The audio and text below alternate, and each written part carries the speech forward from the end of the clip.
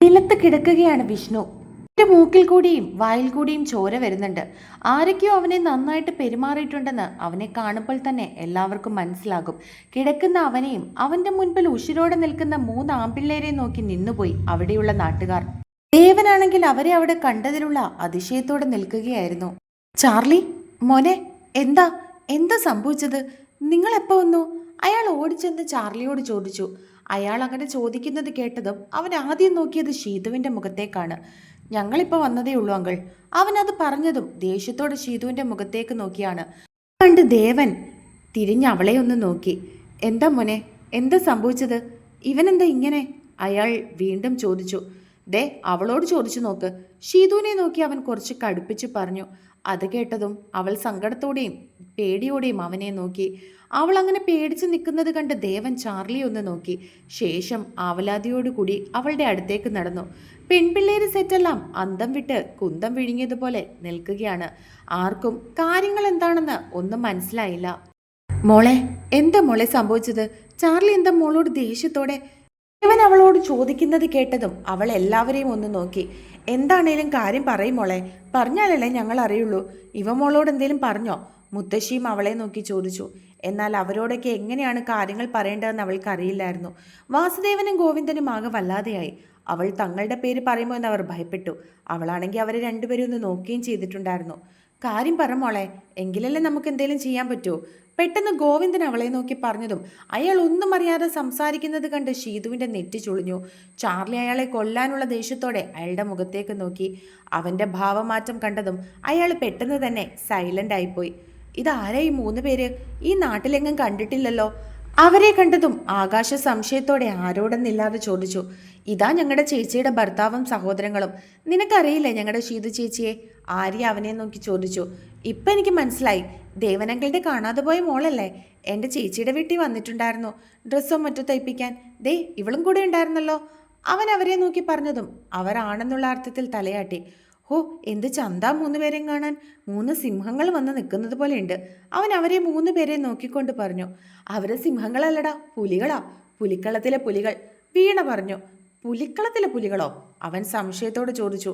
അതെ, അവരുടെ വീട്ടുപേരതാ. ആര് പുഞ്ചിരിച്ചുകൊണ്ട് പറഞ്ഞു. പക്ഷെ അവർക്ക് ഈ വിഷ്ണുവായിട്ട് എന്താ ബന്ധം? എന്തിനാ വിഷ്ണുവിനെ ഇങ്ങനെ തല്ലിച്ചതച്ച് വെച്ചിരിക്കുന്നത്? അവൻ വീണ്ടും സംശയത്തോടെ ചോദിച്ചു. അതായിരുന്നു അവിടെ എല്ലാവരുടെയും സംശയം. മോൾ എന്താ എങ്ങനെ ഒന്നും മിണ്ടാ നിൽക്കുന്നേ?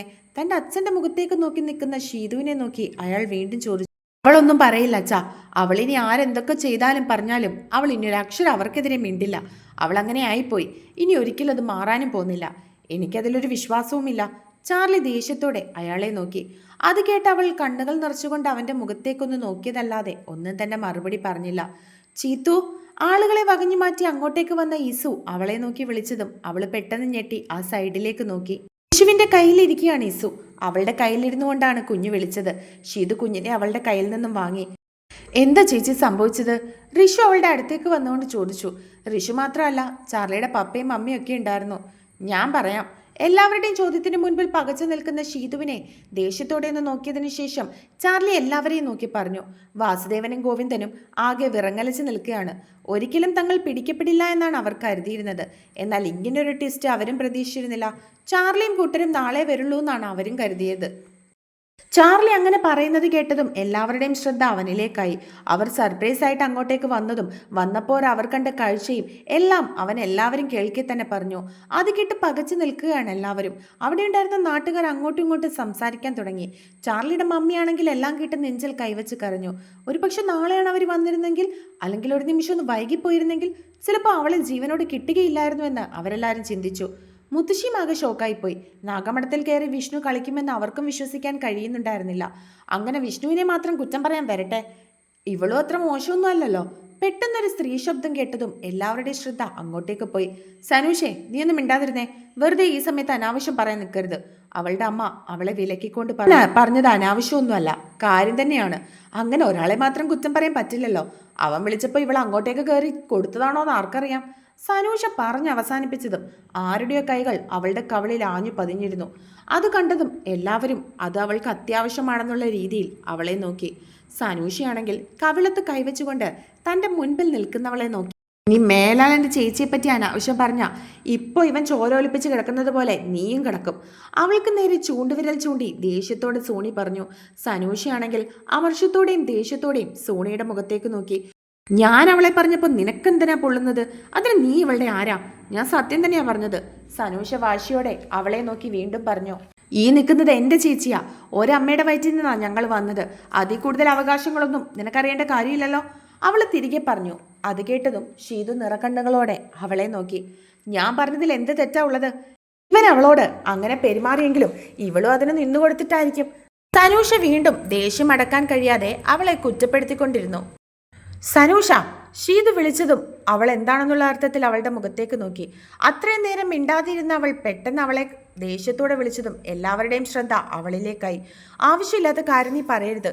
നീ എന്തിനാ എന്നെ ഇങ്ങനെ വെറുതെ കുറ്റപ്പെടുത്തുന്നതെന്ന് എനിക്കറിയില്ല. ഒരു ദിവസം മാത്രമേ ഞാൻ തറവാട്ടിൽ നിന്റെ ഒപ്പം ഉണ്ടായിരുന്നുള്ളൂ. അതിനു മുൻപും അതിനുശേഷവും നീയും ഞാനും തമ്മിൽ ഒന്ന് സംസാരിച്ചിട്ട് കൂടിയില്ല. എന്നിട്ട് നിനക്കെന്നെ ഇഷ്ടമില്ലാത്ത പോലെയാണ് നീ എന്നോട് പെരുമാറുന്നത്. ഇപ്പോ നീ പറഞ്ഞില്ലേ ഞാനും അതിന് നിന്ന് കൊടുത്തിട്ടായിരിക്കും ഇയാൾ എന്നോട് അങ്ങനെ ചെയ്തതെന്ന്. എന്നാ ഞാൻ കണ്ട കാര്യം ഇവരുടെയൊക്കെ മുമ്പിൽ വെച്ച് ഞാൻ പറയട്ടെ? ഷീതു അവളെ നോക്കി പറഞ്ഞതും എല്ലാവരും പരസ്പരം നോക്കി. സനൂഷയാണെങ്കിൽ ആകെ ഞെട്ടിപ്പോയി. ജയിക്കാൻ വേണ്ടിയിട്ട് അവളെ കുറ്റപ്പെടുത്തി സംസാരിച്ചത് മാത്രമല്ല, ചാർലിയെ കണ്ട് അവളോട് കൂശുമ്പോൾ അസൂയൊക്കെ തോന്നിയിരുന്നു. ദേഷ്യത്തോടെ നിൽക്കുന്ന അവൻ്റെ മനസ്സിലേക്ക് ഒരു സംശയം കൂടി ഇട്ടുകൊടുക്കാമെന്ന് അവളും കരുതി. എന്നാൽ ഷീതു പെട്ടെന്ന് അങ്ങനെ പറഞ്ഞത് കേട്ടതും സനൂഷ വല്ലാതെയായി. അതെന്താ മോളെ നീ അങ്ങനെ പറഞ്ഞത്? അവളുടെ അമ്മ അവളെ നോക്കി ചോദിച്ചു. സനൂഷ ഒന്നും മിണ്ടാതെ തല കുനിച്ചു നിന്നു. അവൾ സനൂഷയുടെ നിൽക്കുന്ന റിനോഷിനെ നോക്കി. പിന്നെ ഒന്നും മിണ്ടിയില്ല. മോൾ എന്ത് പറയാനാ വന്നത്? മോള് സനൂഷയോട് പറഞ്ഞതിൻ്റെ അർത്ഥം എന്താ? മുത്തശ്ശിയും അവളോട് ചോദിച്ചു. ഒന്നുമില്ല മുത്തശ്ശി. അവൾ പെട്ടെന്ന് തന്നെ മുത്തശ്ശിയെ നോക്കി മറുപടി പറഞ്ഞു. താൻ കാരണം അവരുടെ ജീവിതം നശിപ്പിക്കേണ്ടതെന്ന് അവൾക്ക് ഒരു നിമിഷം തോന്നിയിരുന്നു. പോലീസിനെ വിളിക്കുക ഗോവിന്ദ. മുത്തശ്ശി അയാളെ നോക്കി പറഞ്ഞതും അയാൾ ഒരു നിമിഷം വല്ലാതെയായി. എന്താ ഗോവിന്ദ നീ നോക്കി നിൽക്കുന്നത്? മുത്തശ്ശി വീണ്ടും അയാളെ നോക്കി പറഞ്ഞു. അയാളെ വിളിക്കില്ല മുത്തശ്ശി. ചാർലി പറഞ്ഞതും മുത്തശ്ശി സംശയത്തോടെ അവന്റെ മുഖത്തേക്ക് നോക്കി. അയാൾ പോലീസിനെ വിളിച്ചാ അതേ പോലീസ് തന്നെ അയാളെ അറസ്റ്റ് ചെയ്തുകൊണ്ട് പോകും. പിന്നെ എങ്ങനെയാ അയാൾ പോലീസിനെ വിളിക്കേണ്ടത്? ചാർലി പറയുന്നത് കേട്ട് മുത്തശ്ശി അവനെ നോക്കി. മുത്തശ്ശി മാത്രമല്ല, എല്ലാവരും അവനെ തന്നെ നോക്കുകയായിരുന്നു. ഗോവിന്ദനും വാസുദേവനും ആകെ പേടിച്ച് നിൽക്കുകയാണ്. എന്താ ചാർലി നിങ്ങൾ പറയുന്നതിൻ്റെ അർത്ഥം? നിങ്ങളിങ്ങനെ അവിടെ ഇവിടെയൊന്നും തൊടാതെ കാര്യം എന്താണെന്ന് വെച്ചാൽ പറയാൻ നോക്ക്. ദേവൻ അവനെ നോക്കി പറഞ്ഞു. പറയാച്ചാ. അതും പറഞ്ഞ് വിഷ്ണു പറഞ്ഞതായിട്ടുള്ള കാര്യങ്ങളെല്ലാം എല്ലാവരും കേൾക്കെ അവിടെ പറഞ്ഞു. വിഷ്ണുവിനെ ഈ കാര്യത്തിന് വേണ്ടി ചുമതലപ്പെടുത്തിയതും അവൻ എല്ലാ സപ്പോർട്ടും കൊടുത്തതും അവർ രണ്ടുപേരുമാണെന്ന്, അവരുടെ രണ്ടുപേരുടെയും ഉദ്ദേശം എന്തായിരുന്നു എന്നും ചാർലി എല്ലാവരും കേൾക്കെ ഉറക്കെ പറഞ്ഞു. എല്ലാം കേട്ട് കഴിഞ്ഞതും ദേവൻ തൻ്റെ നെഞ്ചിൽ കൈവച്ചു പോയി.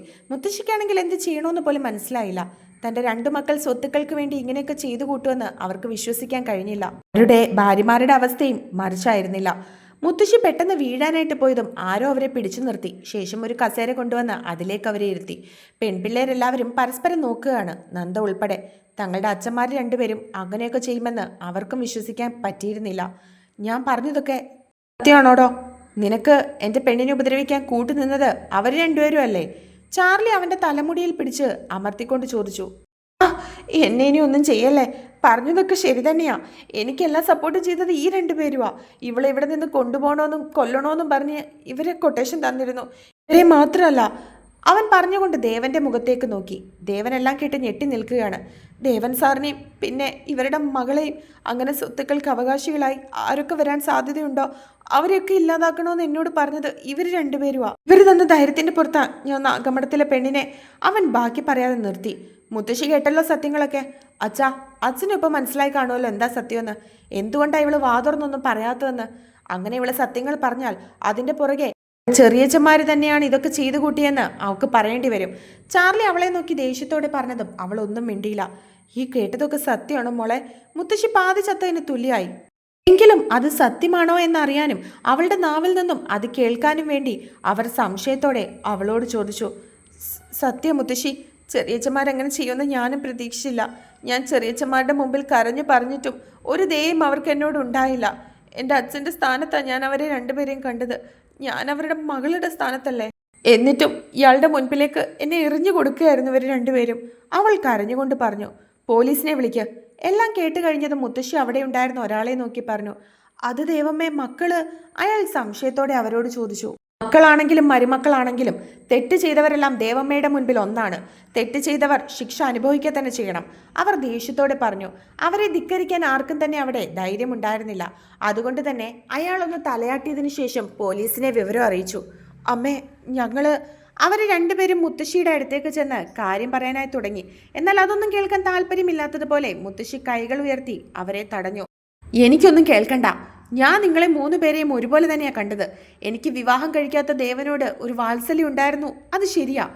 അവന് സ്വന്തമെന്ന് പറയാൻ ഭാര്യയോ മക്കളോ ഉണ്ടായിരുന്നില്ല. അതുകൊണ്ട് തന്നെയാ എൻ്റെ കണ്ണടയുന്ന നാൾ വരെ അവനൊരു കുറവും വരരുതെന്ന് കരുതിയിട്ടാ ഭാര്യമാരും മക്കളും മരുമക്കളുമുള്ള നിങ്ങളെക്കാൾ ഒരുപടി മുൻപിൽ ഞാൻ അവനെ സ്നേഹിച്ചത്. എന്നാൽ സ്വത്തുക്കൾ എഴുതിയപ്പോൾ ഞാൻ വേർതിരിവൊന്നും കാണിച്ചിട്ടില്ല. നിങ്ങൾക്ക് തന്നതുപോലെ തന്നെയാണ് എൻ്റെ ദേവനെ ഞാൻ കൊടുത്തത്. അവനത് കിട്ടിയില്ലെങ്കിലും സന്തോഷമായിരുന്നു. കാരണം അവനേക്കാൾ കൂടുതൽ അവൻ്റെ സഹോദരങ്ങൾക്കെല്ലാം കിട്ടണമെന്ന് അവൻ ആഗ്രഹിക്കുന്നത്. സ്വത്തുക്കൾ എഴുതിയ അന്ന് രാത്രി ഞാൻ അവനെ വിളിച്ചപ്പോൾ അവൻ എന്നോട് പറഞ്ഞ എന്താണെന്നറിയോ? അവനൊരു തരി പോലും അവകാശം വേണ്ട, എല്ലാ മക്കളും മരുമക്കളും ഉള്ള നിങ്ങൾക്ക് 2 പേർക്കും അത് വീതിച്ചു കൊടുക്കാനാ. എന്നാൽ അതിന് സമ്മതിക്കാൻ ഞാൻ തന്നെയാ. എന്നെങ്കിലും ഒരിക്കൽ അവന് നഷ്ടപ്പെട്ടു പോയ അവൻ്റെ മകൾ തിരിച്ചു വരുമ്പോൾ ആ കുട്ടി എല്ലാ അവകാശത്തോടെയും ഈ തറവാട്ടിലേക്ക് കയറി വരണമെന്ന് എനിക്കുണ്ടായിരുന്നു, എൻ്റെ മരണശേഷമാണെങ്കിൽ പോലും. അതുകൊണ്ട് തന്നെയാ അവനും അതേ അവകാശം തന്നെ ഞാൻ കൊടുത്തത്. പക്ഷെ എൻ്റെ മക്കളിൽ 2 പേരും ഒരുപോലെ ഈ കാര്യത്തിൽ ആർത്തരായി മാറുമെന്ന് എനിക്കറിയില്ലായിരുന്നു.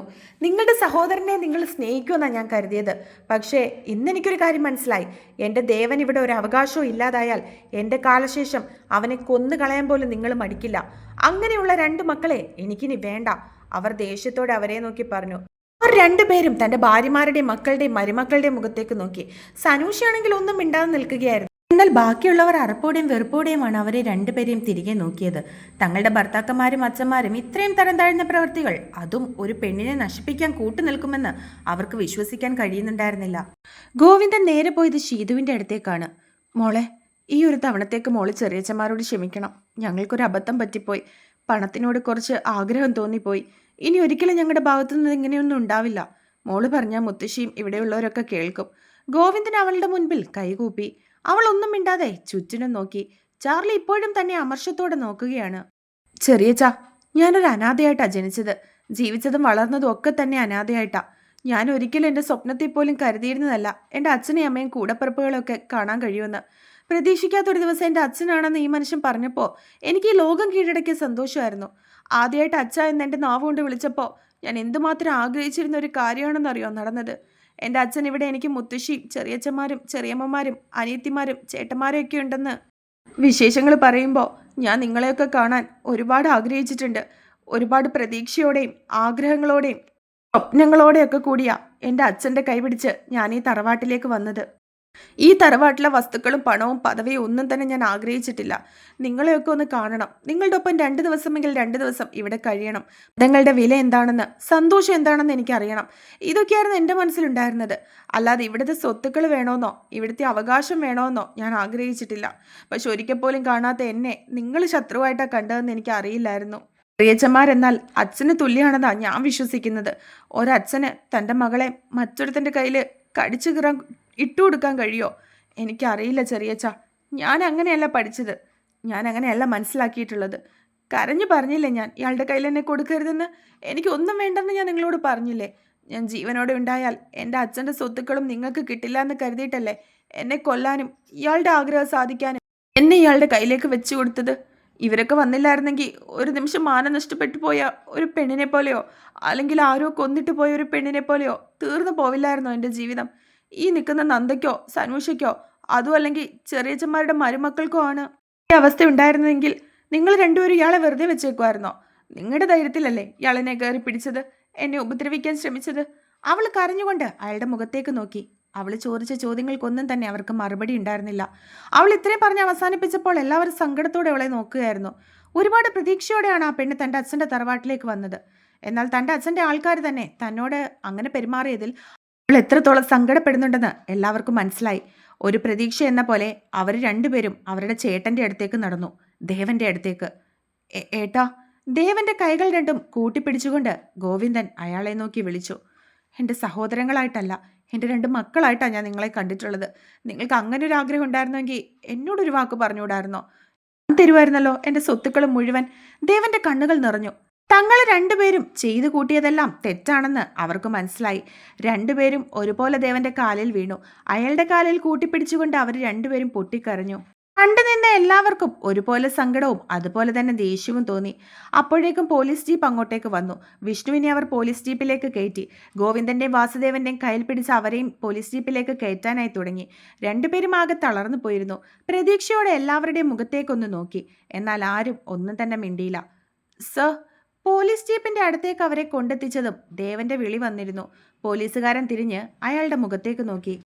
എൻ്റെ അനിയന്മാരുടെ കാര്യത്തിൽ എനിക്ക് പരാതിയില്ല സർ. അയാൾ പെട്ടെന്ന് പറയുന്നത് കേട്ട് എല്ലാവരും അത്ഭുതത്തോടെ ദേവനെ നോക്കി. അയാൾക്ക് എങ്ങനെയാണ് ഈ കാര്യത്തിൽ ക്ഷമിക്കാൻ പറ്റിയതെന്നായിരുന്നു എല്ലാവരും ചിന്തിച്ചത്. മോനെ ദേവാ, മുത്തശ്ശി സംശയത്തോടെ അയാളെ വിളിച്ചു. സാരമില്ലമ്മേ, അനിയന്മാർ തെറ്റ് ചെയ്താൽ ചേട്ടനല്ലേ പൊറുക്കേണ്ടത്. ആദ്യമായിട്ടല്ലേ അവരിങ്ങനെ ഒരു തെറ്റ് ചെയ്യുന്നത്. ഇത്തവണത്തേക്ക് ഞാൻ അവരോട് ക്ഷമിക്കുക. അയാൾ പറയുന്നത് കേട്ട് മുത്തശ്ശി ചെറുതായി ഒന്ന് പുഞ്ചിരിച്ചു. കാരണം ആ പെറ്റമ്മയ്ക്ക് അറിയാമായിരുന്നു തൻ്റെ മകന്റെ സ്വഭാവം എന്താണെന്ന്. ആ ബെസ്റ്റ്, അപ്പന് പറഞ്ഞാൽ അപ്പടിയിരിക്കുമെന്ന് കേട്ടിട്ടേ ഉള്ളൂ. ചുമ്മാതല്ല അവളും അങ്ങനെ ആയിപ്പോയത്. ഇവരൊക്കെ മദർ തെരേസയുടെയും അബ്ദുൽ കലാമിന്റെയും ഗണത്തിൽ പെട്ടവരാണെന്ന് തോന്നുന്നു. ക്രിസ്റ്റി ചിരിച്ചുകൊണ്ട് പതിയെ പറഞ്ഞു. അവൻ പറയുന്നത് കേട്ട് റയാനും ചിരി വന്നു. എന്നാൽ ചാർലി അപ്പോഴും അരിശത്തോടെ നിൽക്കുകയായിരുന്നു. ചേട്ടായുടെ ദേഷ്യം കണ്ടിട്ട് ചേട്ടത്തിക്കിന്ന് എന്തേലുമൊക്കെ കിട്ടുമെന്നാ തോന്നുന്നത്. റയാൻ പതിയെ ക്രിസ്റ്റിയോട് പറഞ്ഞതും അവനും അത് ശരിയാണെന്ന് തോന്നി. എന്തായാലും ഞങ്ങൾക്ക് ഇവരെ കൊണ്ടുപോയേ പറ്റുള്ളൂ സർ. ബാക്കിയുള്ള പ്രൊസീജിയറും ജാമ്യവും ഒക്കെ നിങ്ങൾ എന്താണെന്ന് വെച്ചാൽ ചെയ്താൽ മതി. തൽക്കാലം ഞങ്ങൾ ഇവരെ കൊണ്ടുപോകുക, ആ പോലീസുകാരൻ പറഞ്ഞു. ശേഷം അവരെ രണ്ടുപേരെയും പോലീസ് ജീപ്പിലേക്ക് കയറ്റി. ഗോവിന്ദനും വാസുദേവനും നിസ്സഹായതയോടെ ജീപ്പിലിരിക്കുകയായിരുന്നു. അവരുടെ രണ്ടുപേരുടെയും ആ ഇരിപ്പും സാഹചര്യവും എല്ലാം കണ്ട് അവരുടെ ഭാര്യമാർക്ക് കരയാനല്ലാതെ ഒന്നിനും സാധിച്ചില്ല. മുത്തശ്ശി തന്റെ രണ്ട് മരുമക്കളെ സമാധാനപ്പെടുത്തി. പോലീസ് ജീപ്പ് അവിടുന്ന് കടന്നു പോകുന്നത് വരെ എല്ലാവരും ജീപ്പിലേക്ക് തന്നെ നോക്കിക്കൊണ്ടിരുന്നു. ദേവമേ, ഇനി എങ്ങനെയാ കാര്യങ്ങളൊക്കെ? കമ്മിറ്റിക്കാർ വന്ന് മുത്തശ്ശിയോട് സംശയത്തോട് ചോദിച്ചു. ഒന്നിന്റെ പേരിലും ഉത്സവം മാറ്റിവെക്കേണ്ട കാര്യമില്ല. ഉത്സവത്തിന് തടസ്സമാകുന്ന എല്ലാത്തിനെയും മറികടന്ന് വേണം ഉത്സവം നടക്കാൻ. ഉത്സവം അതിന്റെ മുറ പോലെ തന്നെ നടക്കട്ടെ. മുത്തശ്ശി എല്ലാവരെയും നോക്കി പറഞ്ഞതും അവർ തലയാട്ടി. ശേഷം എല്ലാവരും അവിടെ നിന്നും പിരിഞ്ഞുപോയി. നാട്ടുകാരെല്ലാവരും പോയതും വീട്ടുകാർ മാത്രമായി അവിടെ. ആകാശം അവരുടെ ഒപ്പം ഉണ്ടായിരുന്നു. ചേച്ചി, ചാർലി ചായൻ്റെ അടുത്തേക്ക് ചെല്ല്. സോണി പറഞ്ഞതും അവൾ മുഖമുയർത്തി ചാർലിയുടെ മുഖത്തേക്ക് നോക്കി. അവനൊന്നും മിണ്ടാതെ അവളെ തന്നെ നോക്കി നിൽക്കുകയായിരുന്നു. കുഞ്ഞിനെ സോണിയുടെ കയ്യിലേക്ക് കൊടുത്തതിന് ശേഷം അവൾ ചാർലിയുടെ അടുത്തേക്ക് നടന്നു. ഇച്ചായ, അവൻ്റെ അടുത്തേക്ക് ചെന്ന് പേടിയോടെ അവനെ വിളിച്ചത് മാത്രമേ അവൾക്ക് ഓർമ്മയുണ്ടായിരുന്നുള്ളൂ. കൈവീശി ഒരൊറ്റ അടിയായിരുന്നു അവൻ. കണ്ടുനിന്ന എല്ലാവരും ഒരു നിമിഷം എന്താ സംഭവിച്ചതെന്നറിയാതെ ഞെട്ടിപ്പോയി. അവളിൽ കൈവച്ചുകൊണ്ട് നിറഞ്ഞൊഴുകുന്ന കണ്ണുകളുമായി അവൻ്റെ മുഖത്തേക്ക് നോക്കി. അവളെ തല്ലി ഒന്ന് കൈകുടഞ്ഞതിന് ശേഷം ദേഷ്യത്തോടെ അവളെ ഒന്ന് നോക്കിയിട്ട് അവൻ അവിടെ നിന്നും പോയിരുന്നു. അവൻ പോകുന്നത് നിറഞ്ഞൊഴുകുന്ന കണ്ണുകളുമായി അവൾ നോക്കി നിന്നു.